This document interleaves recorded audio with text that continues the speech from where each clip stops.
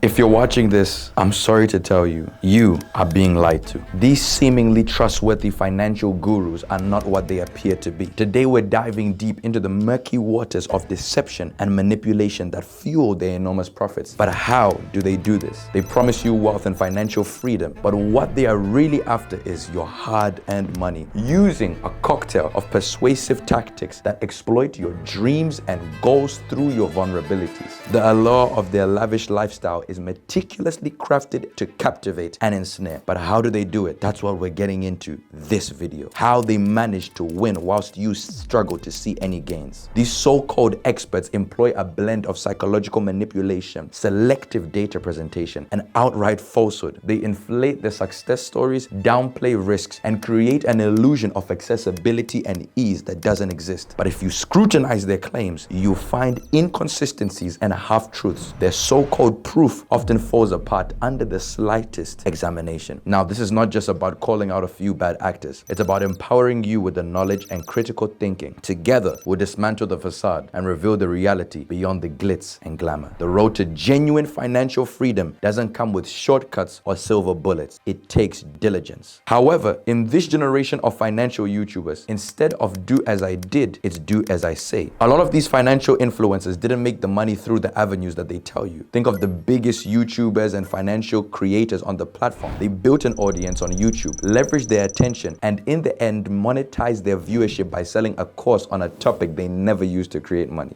Graham Stephan said it best, and I quote, "The best way to make money is to talk about money." This is not an opinion, but a fact, as the biggest financial category on YouTube and niche is education, which falls in under the money category. It's not a statement of opinion, it's a statement of truth. If you want to make money on YouTube, the best way is to talk about money and pray for sponsorships from FTX, from digital currencies, from forex traders, from property investors, all the above, as we've seen littered in the past. But the biggest question is, how do they manage to do this? You see, it's not as easy as turning on a camera and telling someone this crypto coin is gonna go up and this is gonna go down. It's not that easy. They have meticulously crafted a plan, which I'll be revealing in this video. Now, before I break down how they do this, what you must understand is that the most important part is building a perception. It is critical. I'm reminded of a story of the Malaysian billionaire Jho Low. Now, in summary, Jho Low is a Malaysian businessman known for his central role in the One Malaysia Development Berhad scandal. Born in 1981, Low rose to prominence through connections with Malaysian elites, including former Prime Minister Najib Razak. He orchestrated a massive embezzlement scheme involving 1MDB, a state investment fund, diverting billions of dollars into his accounts and those of his associates. Now, understand, Jho Low cultivated an image of wealth and success from a young age by leveraging his family's moderate affluence and connections. Whilst attending high school at Harrow here in the United Kingdom and later Wharton School in the United States, he networked extensively, forging relationships and wealthy and influential individuals. He often exaggerated his financial background, organizing extravagant parties and spending lavishly to appear far richer than what he was. The illusion of immense wealth and high status connections enabled him to gain trust of access to powerful circles, ultimately facilitating his central role in the 1MDB scandal. Now, what we learn from the story of Jho Low is that perception plays a big role in how these financial YouTubers are able to manipulate people in 2024. You see, I'm no longer impressed at someone's ability to post a Rolex. I'm no longer impressed at someone's ability to show off a Birkin bag. What is really impressive is the title deeds of a property investment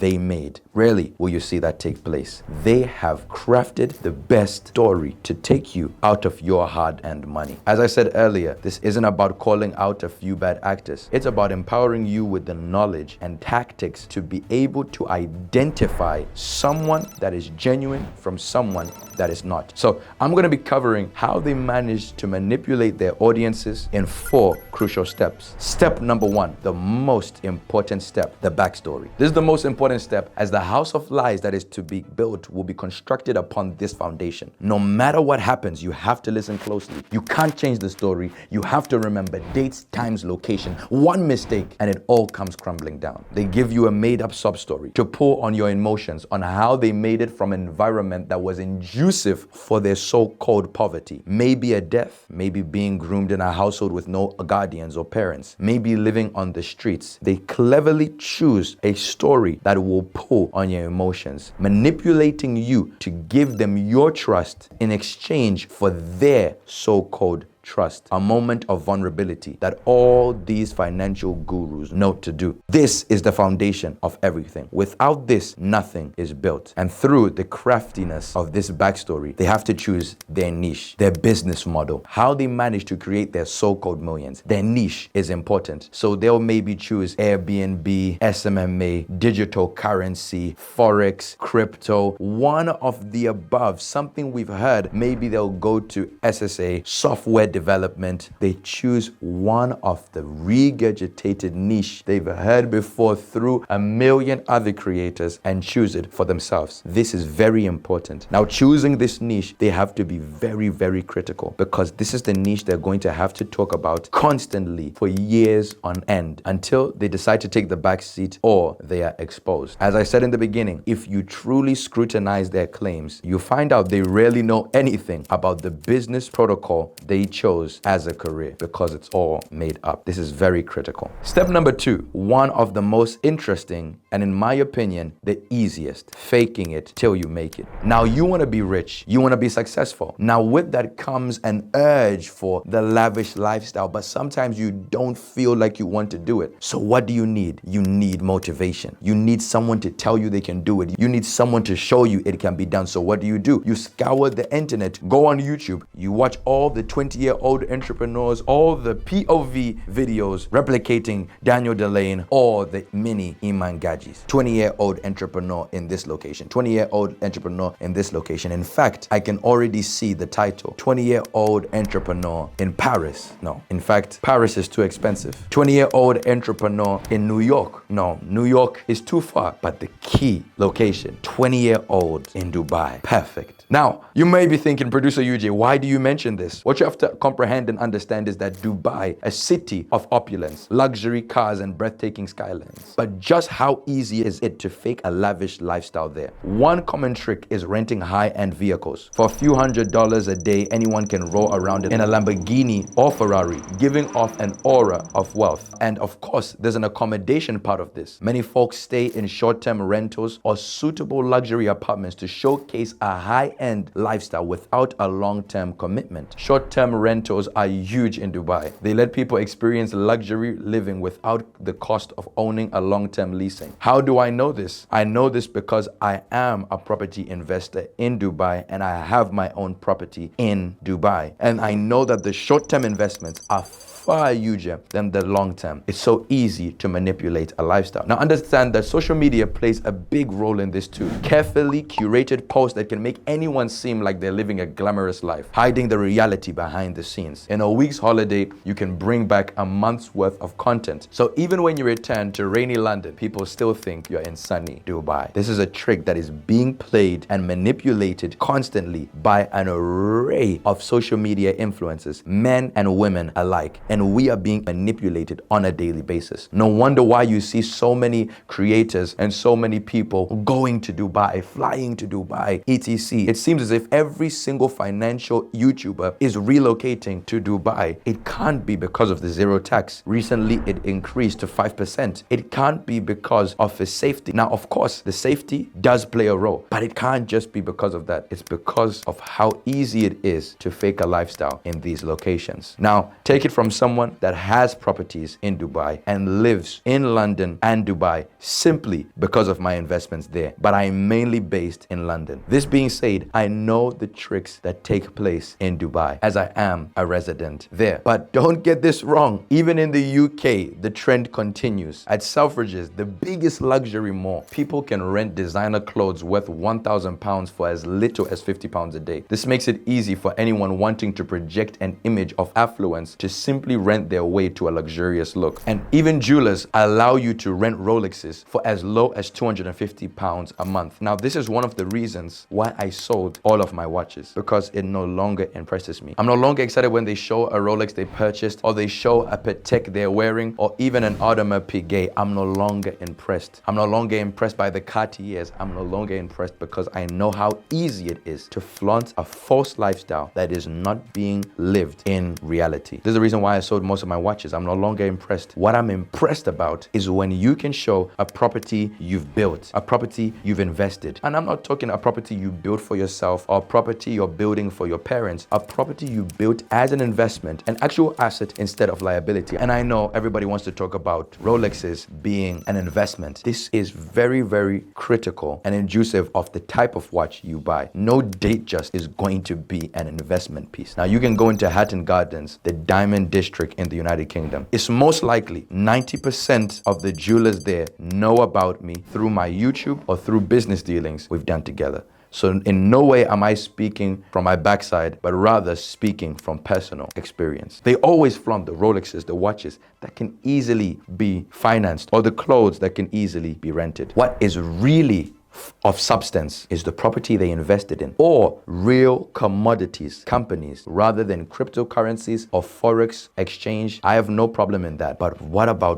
real companies, commodities, other businesses or startups? Now, not to waste any time, step number 3, building an audience. A formula that's been both utilized by Mr. Beast, Andrew Tate, Luke Belma, Iman Gaji, and tons of more. Go on everyone's podcast and promote your channel. This formula is very critical to how these fake influencers build their audience. The fastest way to people knowing about you is by going on every single individual's podcast, channel, platform, stream. This is very, very crucial to you building an audience, because the only way you can branch outside of your perimeter is going to someone else's backyard, going to someone else's neighborhood. This is the only way, and this is how they do it. Think of every single financial individual that you know. Think of how they became successful. Andrew Tate, even in the beginning. Now, in no way am I saying Andrew Tate is a fake guru. I'm actually fond of some of the individuals that I mentioned on this video, but I use them as examples. Andrew Tate himself rose to prominent success via going through numerous podcasts and having a team of editors clipping every single podcast and uploading clips onto TikTok. This was very pivotal to his rise to success. Later on, promoting in the same podcast his Hustlers University. This is very, very crucial.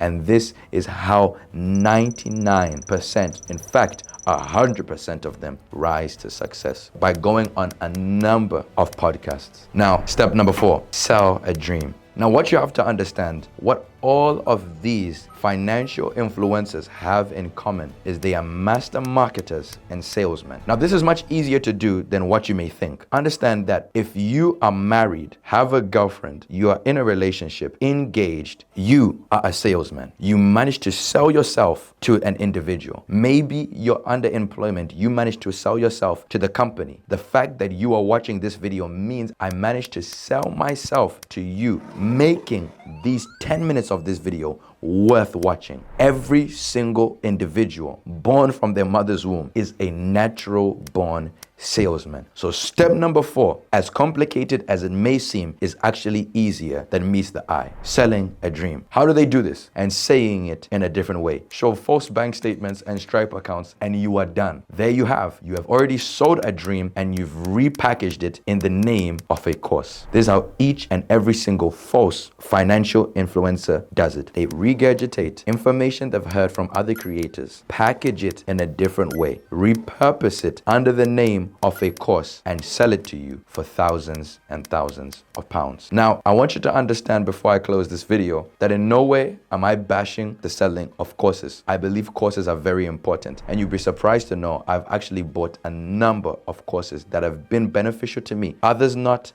some being very beneficial. The problem is with a lot of these individuals creating courses on making money they never use to make money in the first place. Phil Knight, the founder of Nike, creates an autobiography on how he managed to create the company Nike from the ground up. Now, this man is a multi-billionaire working with the biggest of brands, biggest celebrities. He's already set for life, for generations. His family will never see poverty. Then what's the point in selling a book? Can he not just give the information for free? But it's important to note, books cost money. There are people that have helped format the text, people that have helped publish it, promoters, marketers, that all need to be paid. Now, his knowledge that he spent years on gaining, as much as he is a billionaire, should be appreciated financially. I am a firm believer of whatever you don't pay for, you will not appreciate. So I understand why the founder of Nike can sell a book and yet he's already a billionaire. So I have no problem with courses. My only problem is with individuals that sell courses on how to create money using ways they never created money with. I mean, Hamza said it himself. He said if you look at the biggest financial YouTubers, they never rose to success via the ways that they tell you. They did it by leveraging an audience and selling a digital product to that same audience. And I respect Hamza for saying that. And even in his course, he